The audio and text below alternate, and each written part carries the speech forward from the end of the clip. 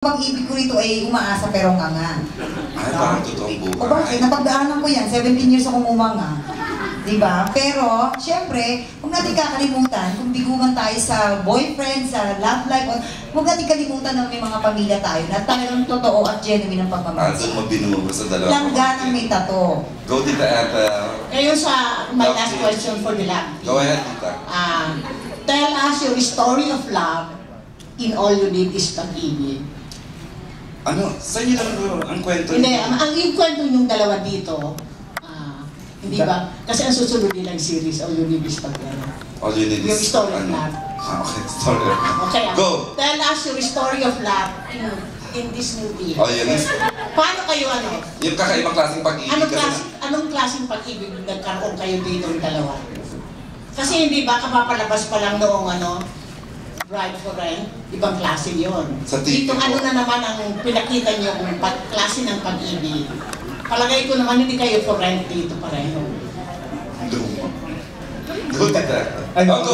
Kami po, ako po dito si Dino at si Kim po dito si Anya at siya po yung high school sweetheart ko na hindi ko na, kumbaga yung unrequited love. Ang dami kong gustong sabihin sa kanya back in high school pero hindi ko, siya lang yung, kumbaga lahat nakuha ko sa ko, siya lang yung hindi ko nakuha. High school, tapos umabot kayo ng after college, gusto mahal na mahal mo pa rin siya? Hanggang college, mahal na mahal ko pa rin siya. Pero nakuha ko lahat sa buhay ko, siya lang yung hindi.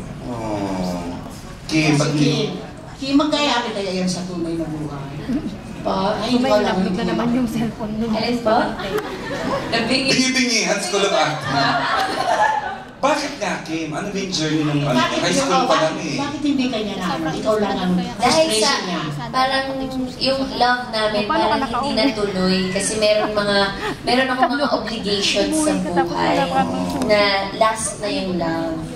So dito, kinuwento na yung ano na nangyari after college, after high school and college. Di ba may gano'n na parang na you like each other nung elementary, high school, kaya akala nyo puppy love lang.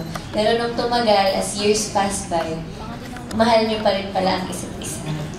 So tatanungin natin kung nagkatuluyan sila, Tita Ethel. I'm sure hindi naman ilaan. Hindi na muna natin tanungin dahil wala pa si Chris Aquino.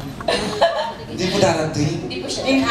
Hindi, ibig ko sabihin sa susunod na. Okay. Ngayon, talagang purposely, hindi ko tinanong si Ian, nakilala ko nung bata pa. Joey and San, ganyan. Joles.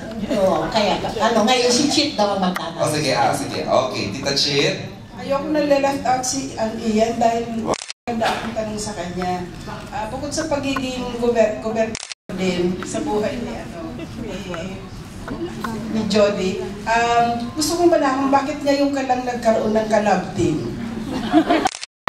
Sa tinatagal-tagal mo sa showbiz, diba? Walang nanilig sa'yo. Pero ngayon, meron na. Opo. It's nice to see both of you po. Kasi, totoo po yan, bata pa ako, naalala ko na nasa office ni Tita Ethel noon. Nagpupunta ako na... Anong ginagawa mo sa office ni Tita Ethel? Doon pupunta lahat ng gusto maging sumikat. Tapos, naalala ko yung dad ko pag may exhibit nun sa paintings, pumunta kay Tita Ethel. Bumili ng painting para sa Ethel Ramos, mayaman. Saka tumutulong si Tita Ethel ever since. Okay.